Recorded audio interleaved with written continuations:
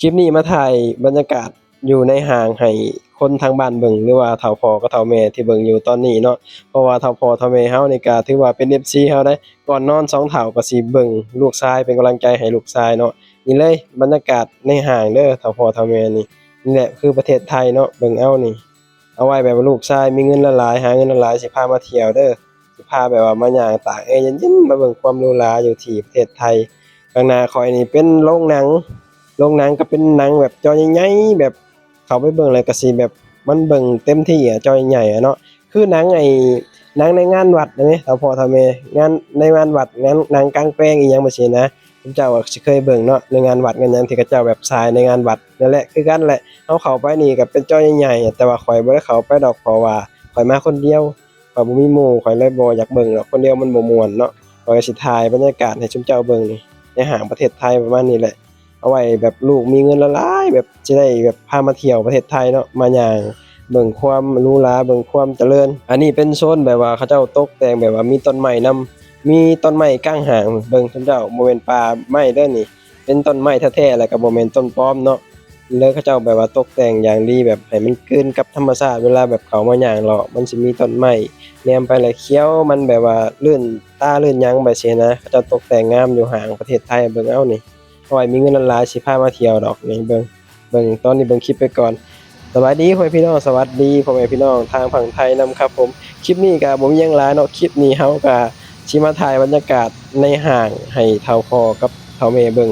ที่อยู่ประเทศลาวแหละพี่น้องเพราะว่าเฒ่าพ่อเฒ่าแม่นี่ก็ก่อนสินอนก็เบิ่งคลิปลูกชายนะ FC ลูกชายเป็นกำลังใจให้ลูกชายที่แบบว่าเฮ็ดคลิปจังซี่นะก็โทรมาถามว่า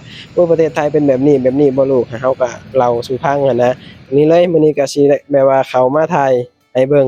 อันนี้คือบรรยากาศในห้างอันนกกระย่างขาวบ้านเฮาแหมแต่ว่าในกรุงเทพมันเป็นสีชมพูแปลกๆบ่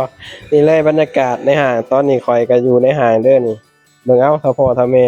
บรรยากาศในห้างประเทศไทยตอนนี้เขาเจ้ากำลังเปิดนี่คนยังมาบ่หลายเนาะเทิงหัวข้อยนี่ก็เป็นต้นไม้นี่ต้นไม้แท้เด้บ่แม่นต้นไม้ปลอมเด้อนี่ต้นไม้แท้ๆเลยแหละนี่เข้ามามันก็ลื่นหูลื่นตาดีห้างเซ็นทรัลเรียบด่วน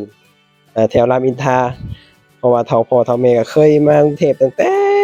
นานแล้วพี่น้องเป็น20ปีแล้วที่เฒ่าพ่อเฒ่าแม่เคยมาเนาะแต่ตอนนั้นประเทศไทยยังบ่ได้แบบไปไวขนาดนี้แต่ปัจจุบันนี้โอ้ประเทศไทยเปลี่ยนไปหลายพี่น้องหลายสถานที่หลาย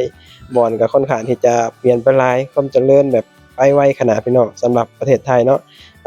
บัดนี้ก็สิพาเฒ่าพ่อเฒ่าแม่เลาะเบิ่งบรรยากาศในห้างไปบัดนี้ซุมเจ้าก็พากันเบิ่งเด้อสองเฒ่านอนเบิ่งเพราะว่าเฒ่าพ่อเฒ่าแม่ก็มักเบิ่งเด้แบบ เวลาเราถ่ายคลิปถ่ายหยังลงจังซี้นะพี่น้องถ้าพ่อถ้าแม่ก็สิเบิ่งเพราะว่าผู้เฒ่าปัจจุบันนี่ก็ทันสมัยเด้เบิ่ง YouTube อิหยังก็เป็นได้ซุมื้อนี้นี่เลยนี่ป่าไม้อันนี้ต้นไม้แท้ได้บ่แม่นต้นไม้ปลอมเด้อถ้าพ่อถ้าแม่นี่อันนี้เพิ่นตกแต่งแบบว่าให้มันแบบกลืนกับธรรมชาติแบบซี้นะเวลาแบบแขกคนแบบมาเดินห้างให้มันลื่นหูลื่นตาแบบซี้นะเหมือนแบบอยู่ในแบบป่าไม้จังซี่อันนี้ต้นไม้แท้ๆบ่แม่นต้นไม้ปลอมเขาจะปลูกไว้อย่างดีเนาะนี่ห้างนี่เขาเจ้าตกแต่งแบบว่า คล้ายๆแบบว่ามีธรรมชาตินำอะนะความหรูหราสุดยอดเบิ่งเอานี่เอาไว้แบบว่าลูกชายมีเงินหลายๆสิพามาเที่ยวมาเดินตากแอร์เย็นๆมาเบิ่งความหรูหราอยู่ที่ประเทศไทยเนาะ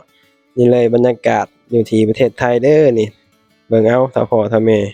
เบิ่งแล้วก็กดไลก์กดหยังให้ลูกชายนำเนาะ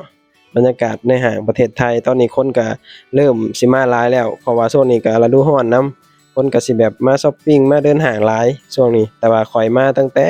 เช้าเขาเจ้าหาก็เปิดข้อยก็ย่างเข้ามาตากแอร์ลิ้นเย็นๆอยู่ที่ห้างแหละบรรยากาศในห้างเดี๋ยวซุมเจ้าสองเฒ่าพากันเบิ่งไปเรื่อยๆข้อยก็สิแบบถ่ายไปให้เบิ่งเรื่อยๆเพราะว่าตอนนี้ข้อยก็เมื่อยเว้าแล้วพากันเบิ่งเด้อ